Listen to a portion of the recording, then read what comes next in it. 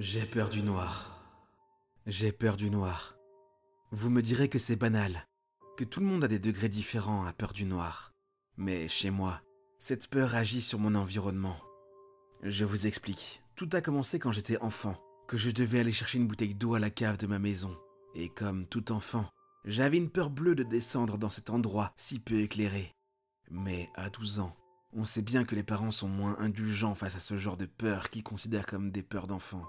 Je n'avais pas d'autre choix que de descendre à la cave.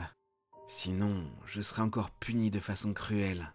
Enfermé dans un placard sans lumière était la punition que mes parents préféraient, car elle jouait sur ma peur du noir et le contact avec les habits suspendus, que je prenais pour des monstres, me terrifiait tout particulièrement. Alors, afin d'éviter une nouvelle punition qui aurait duré des heures, j'avais préféré descendre quelques minutes dans cet endroit peu éclairé. Arrivé en haut de l'escalier qui descendait vers la cave, j'allumai la lumière, mais seule une faible lueur émanait de l'ampoule. Une lueur qui n'arrivait même pas à éclairer la totalité de la cave. Avant de descendre, je pris soin de repérer où se trouvaient les bouteilles d'eau pour dévaler les escaliers et prendre rapidement une bouteille avant de remonter tout aussi rapidement que j'étais descendu. Mais au fur et à mesure que je descendais les escaliers, la lumière se faisait de moins en moins forte, jusqu'à n'être plus qu'un point fébrile qui n'éclairait pas plus loin que le bulbe de l'ampoule. Sachant où se trouvaient les bouteilles, je me dirigeai vers l'étagère, puis je devinai à travers l'obscurité, en pris une et, avant que je ne m'apprête à faire demi-tour, l'ampoule émit une sorte de flash avant d'émettre un claquement qui replongea la cave dans une totale obscurité. J'ai couru encore plus rapidement vers les escaliers, regardant la lueur du couloir en haut, avec cette image gravée dans ma tête, durant le flash qui fut très bref, mais qui avait éclairé la pièce comme jamais auparavant. J'avais vu, derrière les étagères, quelque chose. Une tête qui n'était pas humaine, avec des grandes dents acérées, un regard noir et profond, dans des orbites creuses qui me fixaient. Une fois en haut, je ne dis rien par peur d'être puni. Et qui sait si cette créature ne m'aurait pas retrouvé dans ce placard obscur. Le soir, je prenais soin de ne pas éteindre ma lampe de chevet, mais je remarquai qu'au bout de quelques minutes, la lueur se mit à vaciller et à s'amoindrir, comme ce qui s'était passé un peu plus tôt dans la cave. Je me mis sous les couvertures et attendis le sommeil, dans cette obscurité qui envahissait ma chambre petit à petit, jusqu'à finir par engloutir toute source de lumière. Lorsque je me réveillai le lendemain, j'eus la surprise de voir que ma lampe était bien allumée. Avais-je rêvé ? La réponse vint avec le temps. Un soir, je sentis une nouvelle crise d'angoisse arriver, en repensant à ce jour dans la cave. C'est alors que la lumière de la lampe de chevet recommença à vaciller, puis à diminuer. Et plus elle diminuait, et plus j'avais peur. Dans un élan de courage désespéré, je me levai et courus vers l'interrupteur de ma chambre, qui était situé à côté de la porte. Mais j'avais beau l'activer encore et encore, aucune lumière ne venait. En me retournant vers mon lit, je crus reconnaître cette chose que j'avais perçue dans la cave, derrière les étagères. Elle se tenait non loin de ma lampe de chevet, au fond de la chambre sous les fenêtres. Je ne pouvais pas faire marche arrière. Alors je suis sorti de ma chambre, dans le couloir.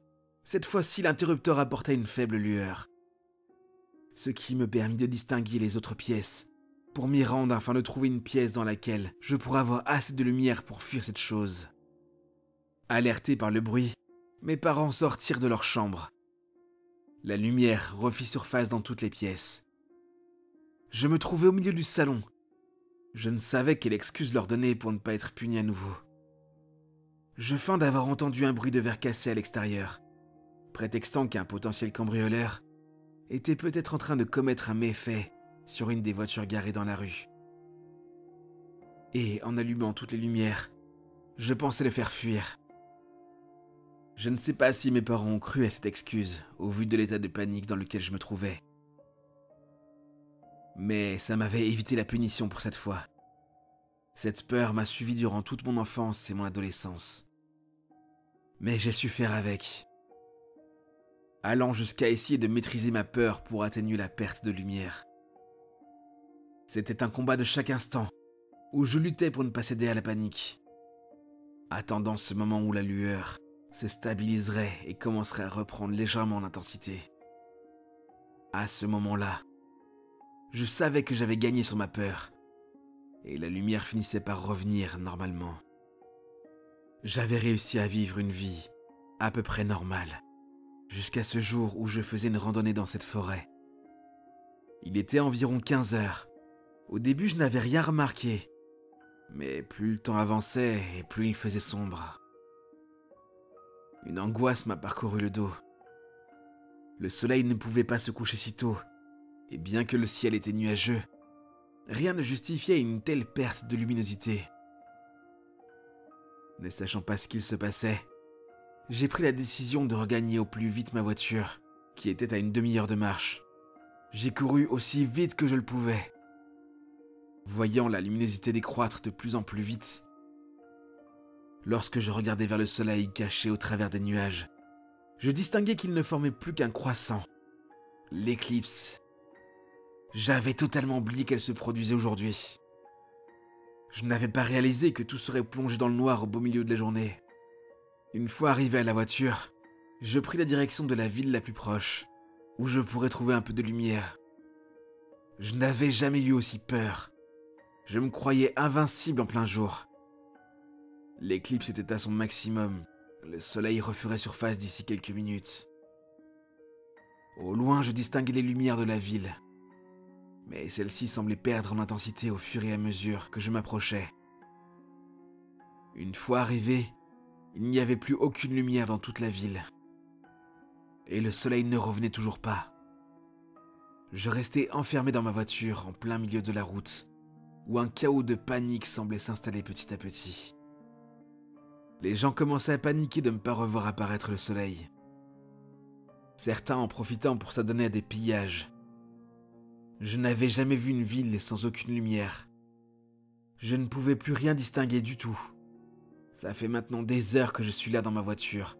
Des heures que j'attends une lueur d'espoir qui ne vient pas. Et qui, je pense, ne viendra jamais. Car depuis quelques minutes, je l'entends respirer derrière moi. Je sens sa tête se rapprocher de la mienne. Lui qui m'a attendu durant toutes ces années a enfin gagné. Et il s'apprête à savourer sa victoire.